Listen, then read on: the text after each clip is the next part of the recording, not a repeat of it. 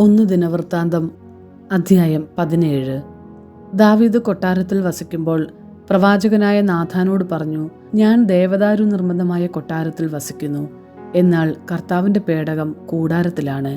Nathan ദാവീദിനോട് പറഞ്ഞു, നീ വിചാരിക്കുന്നത് പോലെ ചെയ്യുക, ദൈവം നിന്നോട് കൂടെയുണ്ട്. എന്നാൽ ആ രാത്രിയിൽ കർത്താവ് നാഥാനോട് അരുളി ചെയ്തു, എൻ്റെ ദാസനായ ദാവീദിനോട് പറയുക, കർത്താവ് അരുളി ചെയ്യുന്നു, എനിക്ക് വസിക്കാൻ നീ ആലയം പണിയുകയില്ല. ഇസ്രായേലിനെ നയിക്കാൻ തുടങ്ങിയത് മുതൽ ഇന്നുവരെ ഞാൻ ആലയത്തിൽ വസിച്ചിട്ടില്ല. കൂടാരത്തിൽ നിന്നും കൂടാരത്തിലേക്കും ഒരിടത്തു നിന്നും മറ്റൊരിടത്തേക്കും ഞാൻ സഞ്ചരിച്ചു. ഇസ്രായേലിനോട് കൂടെ സഞ്ചരിക്കുമ്പോൾ എപ്പോഴെങ്കിലും എൻ്റെ ജനത്തെ മേയിക്കാൻ നിയോഗിച്ച ഇസ്രായേൽ ന്യായാധിപന്മാരിൽ ആരോടെങ്കിലും എനിക്ക് ദേവദാരു കൊണ്ട് ആലയം പണിയിക്കാത്തത് എന്തുകൊണ്ട് എന്ന് ഞാൻ ചോദിച്ചിട്ടുണ്ടോ? എൻ്റെ ദാസനായ ദാവീദിനോട് നീ പറയണം, സൈന്യങ്ങളുടെ കർത്താവ് അരുളി ചെയ്യുന്നു, ആടുമേയിച്ചു നടന്ന നിന്നെ എൻ്റെ ജനമായ ഇസ്രായേലിന് രാജാവായി ഞാൻ തിരഞ്ഞെടുത്തു. നീ പോയിടത്തെല്ലാം ഞാൻ നിന്നോട് കൂടെ ഉണ്ടായിരുന്നു. നിന്റെ മുൻപിൽ നിന്നും ശത്രുക്കളെയെല്ലാം ഞാൻ ഛേദിച്ചു കളഞ്ഞു. ഞാൻ നിന്നെ ഭൂമിയിലെ എല്ലാ മഹാന്മാരെയും കാൾ കീർത്തിമാനാക്കും. എൻ്റെ ജനമായ ഇസ്രായേലിന് ഞാൻ ഒരു സ്ഥലം നിശ്ചയിക്കും. സ്വന്തം സ്ഥലത്ത് അവർ സ്വൈരമായി വാസമുറപ്പിക്കും. ഇസ്രായേലിനെ ഭരിക്കാൻ ന്യായാധിപന്മാരെ നിയമിച്ച ആദ്യകാലത്തെന്ന പോലെ അക്രമികൾ ഇനി അവരെ നശിപ്പിക്കുകയില്ല. നിന്റെ ശത്രുക്കളെ ഞാൻ കീഴ്പ്പെടുത്തും. കൂടാതെ ഞാൻ നിനക്കൊരു ഭവനം പണിയും. നീ ആയുസ് പൂർത്തിയാക്കി പിതാക്കന്മാരോട് ചേരുമ്പോൾ നിന്റെ പിൻഗാമിയായി നിന്റെ മക്കളിൽ ഒരുവനെ തന്നെ ഞാൻ ഉയർത്തുകയും അവൻ്റെ രാജ്യം സുസ്ഥിരമാക്കുകയും ചെയ്യും. അവൻ എനിക്ക് ആലയം പണിയും. അവൻ്റെ സിംഹാസനം ഞാൻ എന്നേക്കും നിലനിർത്തും. ഞാൻ അവന് പിതാവായിരിക്കും, അവൻ എനിക്ക് പുത്രനും.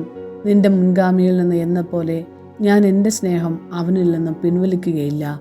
ഞാൻ അവനെ എൻ്റെ ഭവനത്തിലും എൻ്റെ രാജ്യത്തിലും എന്നേക്കും ഉറപ്പിക്കും. അവൻ്റെ സിംഹാസനം എന്നും നിലനിൽക്കും. ഈ ദർശനവും വാക്കുകളും നാഥാൻ ദാവീദിനെ അറിയിച്ചു.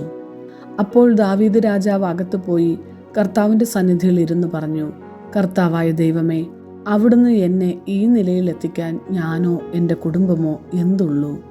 ദൈവമേ, അവിടുത്തേക്ക് ഇത് നിസ്സാരമായിരുന്നു.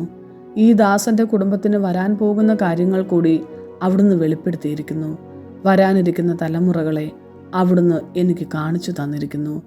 അങ്ങ് ഈ ദാസന് നൽകിയ ബഹുമാനത്തെക്കുറിച്ച് ദാവീദിന് ഇനി എന്ത് പറയാൻ കഴിയും? ഈ ദാസനെ അവിടുന്ന് അറിയുന്നുവല്ലോ. കർത്താവെ, ഈ ദാസന് വേണ്ടി ഈ വലിയ കാര്യങ്ങളെല്ലാം അവിടുന്ന് സ്വമനസാ ചെയ്തിരിക്കുന്നു, അവ പ്രസിദ്ധമാക്കുകയും ചെയ്തിരിക്കുന്നു. കർത്താവെ, അങ്ങേപ്പോലെ മറ്റൊരു ദൈവത്തെപ്പറ്റി ഞങ്ങൾ കേട്ടിട്ടില്ല. അങ്ങല്ലാതെ വേറെ ദൈവമില്ല.